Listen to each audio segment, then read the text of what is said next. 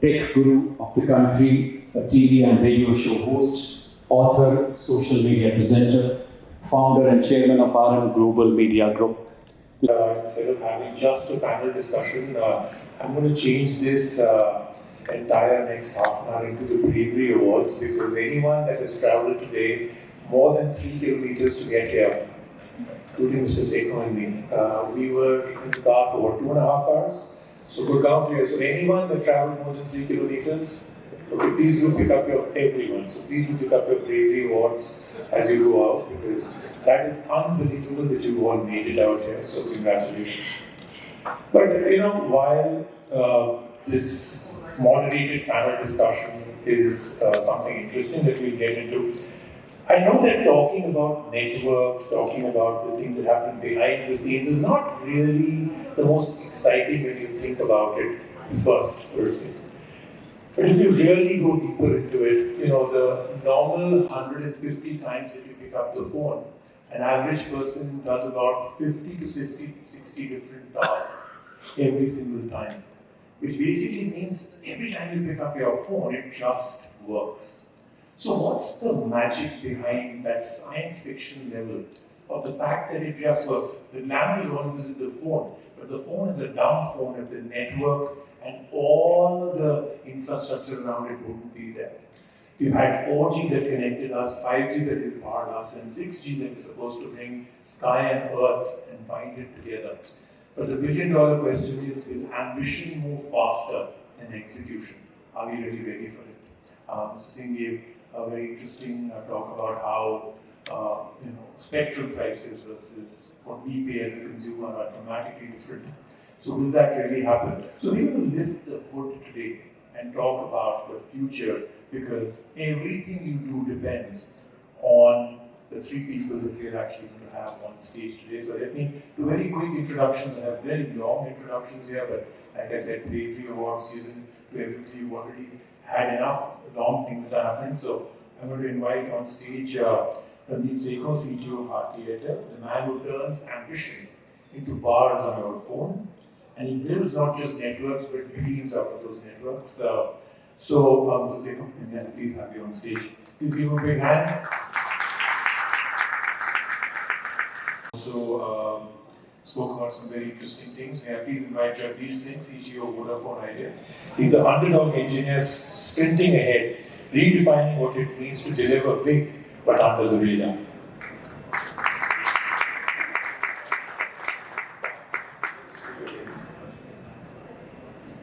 And Mr. Digvijay Sharma, Senior Director, Sales, Ciena, India. I call him the backbone whisperer, working behind the scenes to make earth and sky now seamlessly become one network. May I have Mr. Digvijay Sharma join us? Thank you.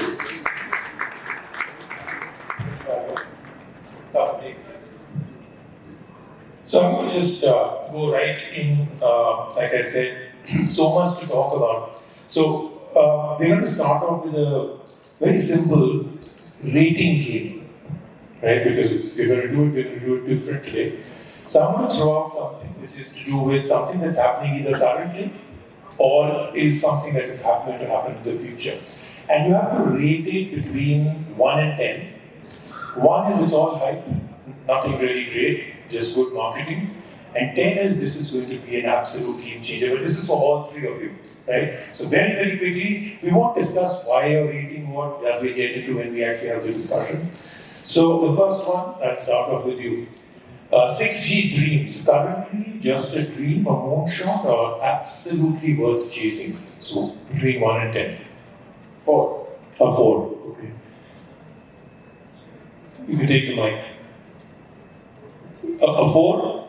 So between the 2 CTOs of 2 of the biggest networks in the country, right now we've got a 40% excitement on 6G. I'm sure you'll change that a little, right? Not more, I would say, maybe at this 5. Okay, you just changed it because I said maybe you'll do more, okay? I'm going to come back on from the other side. Satellites in the sky, the Elon Musk, Starlink, and OneWeb. Future of rural India, and I'm talking only mainly that. Future of rural India, or again, just great PR? So 1 of 10. Just a rating right now. Rating for rural India? No, rating of satellites in the sky and extraterrestrial networks? I think I would say 7. A 7. I think the rural area for sure 6 7. Okay. 6 or 7. I would say 8, but not say rural India, but unconnected India. Because our rural India is not like the rural of the world. They have the best of 5Gs, but there's a lot part of India which doesn't have as good coverage as should be. If I consider that as rural or hinterland India, then 8. Okay, so we're warming up now, we're getting to more exciting things. So let's talk about private 5G, which is, factories, ports, airports running their own private 5G. Great marketing or absolutely incredible for the future? 3. Okay, excellent. If these factories and airports they pay for it, then 8, otherwise 3 or 4. Most of your conversation has only been about, we've got to get paid better, we've got to pay less, which really is supposed to be the most important undercurrent. I should maybe ask that as a It was not because of being paid for something else. Okay, we will talk about it, because these ratings are important. What about you? I would say 3. 3. 3. Okay, so again, not too much. The last one, Is that 8, right? 3. I said 3 for private. 3. These just not going to go about it. Last one for all of you. So, sky balloons and drones. Every single day we get a headline either in television or in newspapers. Next big thing, next big thing. Rate that. Again, hype or reality? Hype. So a 0 or 1? I would say maybe 3. Okay. Maybe 3. Balloons with networks and drones with networks that will keep flying around, making sure for networks. 2 to 3. Okay, Yeah, 2 to 3. That's not the case. Yeah, 2 to 3. That's not the case. Okay, so let's get started with this thing. Can you explain the 5G private network part, which you're not excited about at all? First of all, I think the 5G part of the private network part is only the access part, right? It is largely factory automation. Factory automation, I'm 7, 8, maybe 9. But 5G playing a big part in factory automation, not so big. Because factory automation is about cloud, about IoT, and IoT may be accessed using fiber. If a machine needs to be automated, it will most likely have a power. If it can have a power, it can have a fiber. There is no better technology than fiber to give you low latency, high speed, and 5G is a wireless technology. Yes, if the IoT is moving, which could be like maybe a drone, maybe a MUV kind of a thing, then 5G will probably do something better. But 5G with low latency and slicing will solve some part of the problem, but not the whole part of the problem. So the whole part of the problem is very exciting, which is network automation, but 5G playing like pivotal role on it, not so much. Alright. So say you're not very excited about this whole Starlink and everything else, other than you're saying unconnected or rural India. But most consumers are very, very excited about it. Just the idea of the fact that it's coming from the sky and I'll get it and the speeds will be amazing, and then you stick a Elon Musk name, brand and logo out there and people are super excited. But what's the reality? You give it a very low rating. Why? See, satellite first is going to be like, what's the extra you are going to get from that? Nothing. Okay, it's just a connectivity which you are going to get, which you get in the mobile, which is so convenient. You have so many options for the mobile device. And wherever there is a mobile network available, it's the most convenient, most cheap, and most affordable everything. Satellite is only for the area where the mobility is not available. Now, if you see like today the tariff, anywhere including Bangladesh, I believe, Starlink was launched, very expensive compared to our fixed line, even fixed line to fixed line. Why customer will pay the premium? As Randeep was saying, even for the 5G, wherever you have the fiber available for the fixed line, then trust it. Wherever you don't have the fiber, you have the 5G CPEs. That's also fantastic. Then it comes to the satellite where you can't reach with anything. Then satellite is fine, is complementing. So neither you get a better experience, higher speed, nor you get at the affordable or cheaper price. So I don't see any motivation for that. Good point. Good point. Because one of the things is that you build those, like I said right in the beginning, those the science fiction behind those invisible highways that run our digital lives. But the blunt question is India and its actual networks truly ready for the tsunami of data that AI, IoT, satellite integration, all these other things that we talk about and all the new kind of things that are starting off on apps? Are we heading towards a major traffic jam that can actually take us away from all these amazing dreams that we have about how our life will be changed by AI and it will never be the same again? Agree 100% on AI. The kind of traffic that it is going to generate is exponential. If you talk about the compute one aspect is that the data that is being consumed, and other aspect is that the learning models that AI has got. So basically, they are getting all the data from across the globe, and they are trying to make it into more human-like response. That requires a lot of learning, and that requires a lot of compute.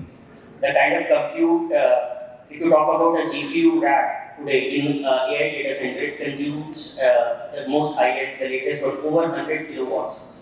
When just to peg it, it is 10x of the average rack that takes compute rack that takes in a data center. So you're talking about 10x power, and they need huge amount of those. So bigger hyperscalers, if you talk about globally, they are talking about 5 gigawatts of power for these data centers. They are designing one single data center of 5 gigawatts. That kind of power does not exist, especially in India for a single location, right?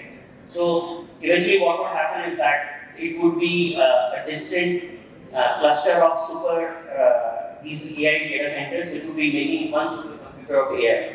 For that, something that you will discussed just when you were about to launch 5G. You said, Rajiv, इसके बारे 1-1.5 साल बाद बात करेंगे, and we've really got it out there, right? So, where do you think 5G is right now, other than just everything faster? Has the customer experience really changed? Has it been the big game changer both on the customer side? Mr. Singh said that हमारे लिए तो कोई फर्क नहीं पड़ा, we invested like crazy, but our income is not the same. So my two questions to you at that time were the exact same. After a year or two, will people say, my God, 5G completely changed my life? Invested like crazy, but our income is not the same. So my two questions to you at that time were the exact same. After a year or two, will people say, my God, 5G completely changed my life? And will it also change your revenue? So where are we now? Now we are a mature 5G market. Where are we? For both questions. I think yes, India is one of the most mature 5G coverage because 1st October 22 we launched and it's almost 3 years. And I would say large portion of India is now covered with 5G. One big benefit of that has been that India's capacity requirement per user and users have been increasing, and if it would not have been 5G, we would have been in a very poor mobile experience zone. Right now, we are in the top, if you see the per user speeds and compare it to the world, because of 5G, India has jumped and India is in a much higher space, and that's, I think, a big thing. Second thing with 5G, what we got is FWA, because post-COVID and at the same time, content becoming online, content becoming OTT, not becoming linear TV. So people want to consume content on larger screens, so they need Wi-Fi. Every TV, even if it's a smart TV, is dumb if it is not connected to Wi-Fi. So you need Wi-Fi. Unfortunately, we do not have fiber to home present in most parts of the tier 2 and tier 3 cities. Forget Google. So FWA has allowed a high-speed Wi-Fi based on 5G technology to be made available to millions of households in India where they would not have got fiber for probably next year because it doesn't make economic sense to lay fiber. This is a big boom because now high-speed Wi-Fi is available. It is not just to humans, to private people like me in their houses, but schools, but small offices. You can run in remote resorts. They have now FWA-based 5G. So definitely 5G has given us speed. Coming to what 5G offered, that I'll give you low latency, you can play cloud gaming, probably not so much. But a slicing-based, kind of experience, I think India will start to see now. Because world is also started to see only last year, where, for example, in a very congested concerned, you can pay a premium 5G access where users paying that will get a fast access. For us, it is every year we allow IPL, where in the stadium I want to show off that I am in the stadium, I want to real-time stream. Sometimes may not be possible, but you are using a sliced 5G, it will be possible. I think these services will start to come in India, and it will be a monetization opportunity of 5G. Beyond that, we talk about industrial. I don't think industrial will be either a game changer for industries or for the operators. They will have use cases. There are industries which have used private, especially you can say mining and those remote ones which need to operate heavy machines which are moving and they want to kind of save human life and they want to send only automated machines. Yes, definitely. 5G slice will give that a better option. But largely for us, we see differentiated services coming based on 5G slicing kind of technology, and of course, FWA we've seen and high speed. Because of this incredible panel discussion we had today and that very impassioned speech you gave, tomorrow morning the government announces that arts is spectrum free. Okay, it is completely free. I know, but it can happen, right? What is the first thing you would do? So if that is such a big move, what would be your big move? Spend more CapEx on the ground.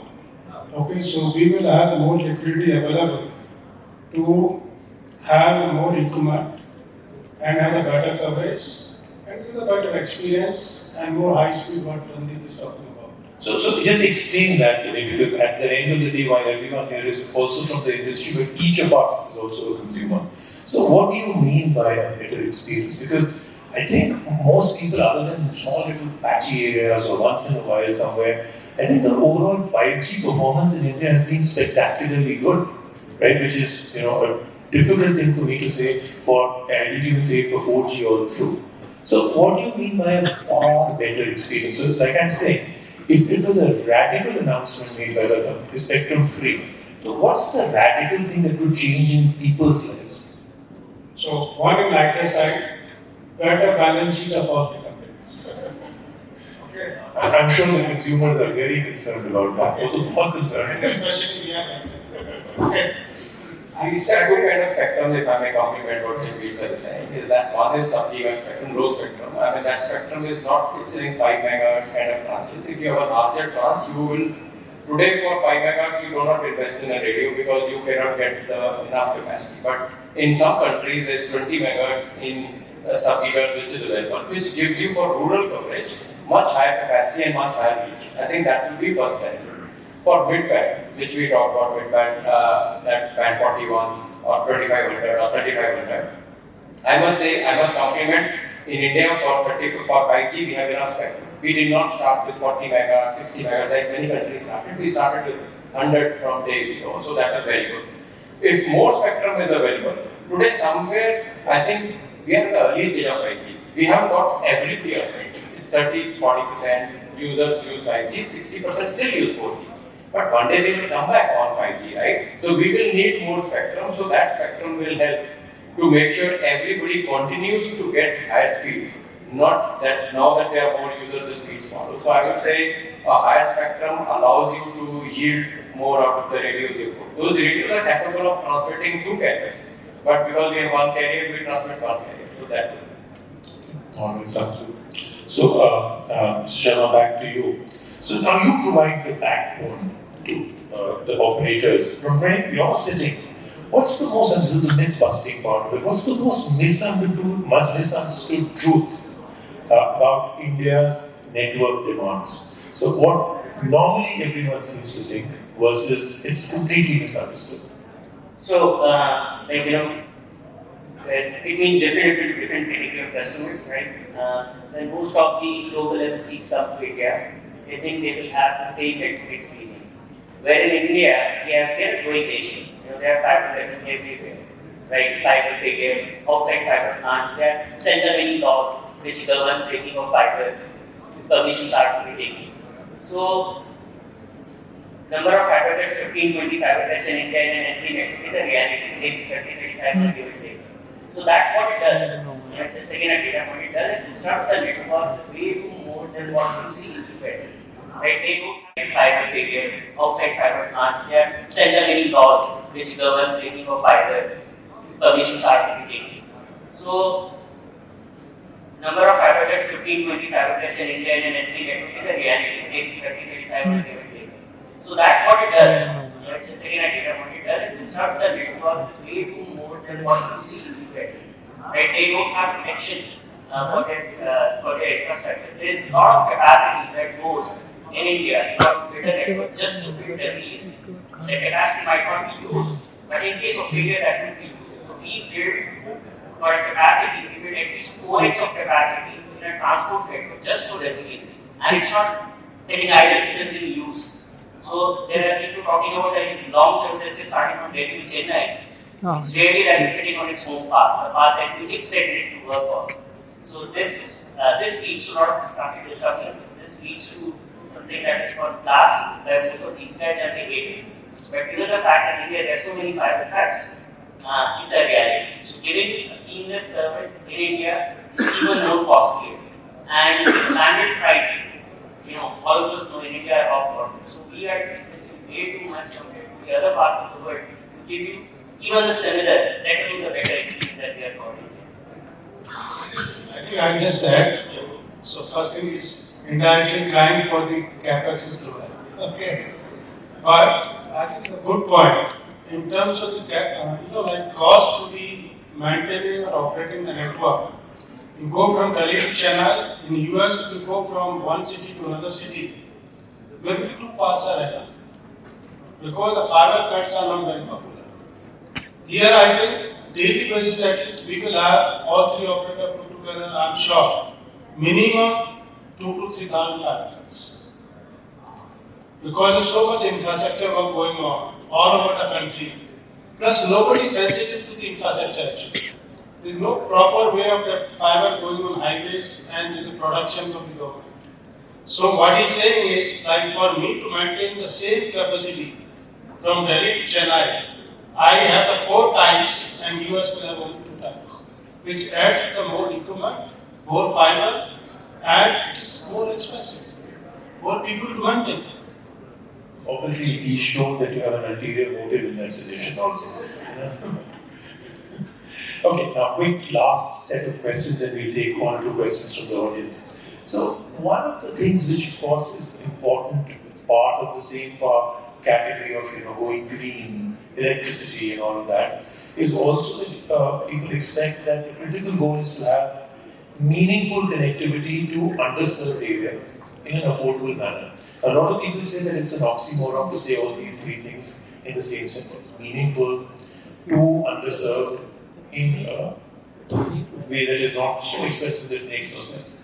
Possible? I know you want to do it, but are you able to do it? I think it is possible. First of all, I want to share something. Last week, actually, I just came Sunday, I was in Canada on holiday. I was in Banff National Park. People who have gone there. First time in my life, I saw a board on the highway, beautiful highway, 4+4 highway. It says, for next 147 kilometers, no mobile coverage. I said, what? How is that possible? It's a developed nation. But actually, there was 0 coverage. 147 kilometers. Then we came to a town. Then they said, now for next 76 kilometers, no coverage. And these are the Rockies, and it is true, you can Google it. And there was no coverage. First time, satellite popped up on my phone to, show that, search for a satellite. So I was thinking, why, if somebody was to need something, how will he call somebody? So we need coverage, definitely. Luckily for India, I have not seen cases where maybe for a patch of half a kilometer or something, you will not get coverage, but you will get coverage. And it could be possible, A operator, we will get coverage. But still there are some parts of India where we do not have coverage. And coverage would need a tower, would need a power, and would need a backup. I think right now, we are at a stage where the 3 have merged. I'll tell you how.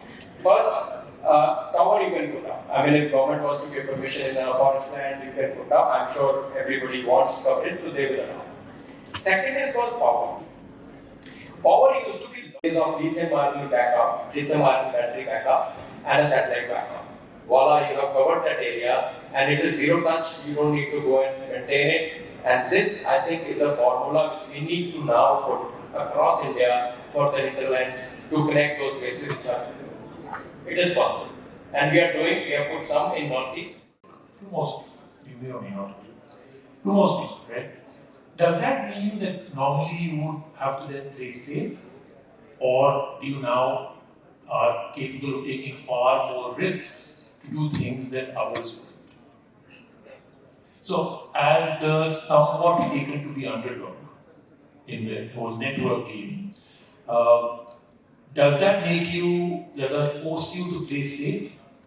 Or does that mean that you can take far more risks than the others? Question is difficult. Okay. अभी मैं सोचा था कि sofa पे बैठ के बात करेंगे लेकिन I'm very much proud of. Wherever we are fantastic. Wherever we are not, we are not. I'm going to just tell you right now, I'm on your network. Okay. I didn't change. So you take Delhi, take Mumbai, take Gujarat, take Kerala, take Maharashtra. So wherever we are there, we are good. That's my job as CTO. Ensuring that in the absence of not having the kind of money like others, maintaining the quality. And I just want to, maybe you know everything what is going on. When you heard that Vodafone idea network was down for whole state, have you heard in last 1 year, 2 years, 3 years, anywhere in the country? That's what matters for me. So as CTO, I need to ensure to my customer I get a fantastic service wherever I have network. Wherever I don't have because of my financial limitation, I don't have. So there is no credit from the customer that your service is not good because I'm not there. So I think I have no doubt that whatever company is operating whichever area, we are doing. Excellent. I agree with you on that. Like I said, I was very pleasantly surprised one day to wake up to see you have 5G on your network. And you did it in a very calm, composed, no shouting from the rooftops manner. Sorry, Rajiv. So one more I will say. Have you heard a single complaint? Trust me, we launched 5G in Mumbai and Delhi. Not even one complaint in the call center that your 5G is not working. Or because of 5G, 4G is not working. Not even one complaint. And you remember the day 2 years, 3 years back, how much complaints were there when the 5G was launched? But my follow-up question is then why did you do it in such a muted manner? You did not go and shout from the rooftops about Delhi Mumbai. It's a very muted, understated little statements from you. Was there a reason why? Answer is no. That requires an applause actually. So, last quick question, and if we have time, I'll find out if we can do audience questions. Last question is to you. So, the elephant in the room for all this brilliant stuff, and not just right now, but especially in the next year or two, is going to be electricity and power. Okay. So, is there a solution to that? I know that Sekhon spoke about the fact that you can do a lot more for a lot less power, but you're going to do a 10,000x more, right? As things from AI to IoT and everything else.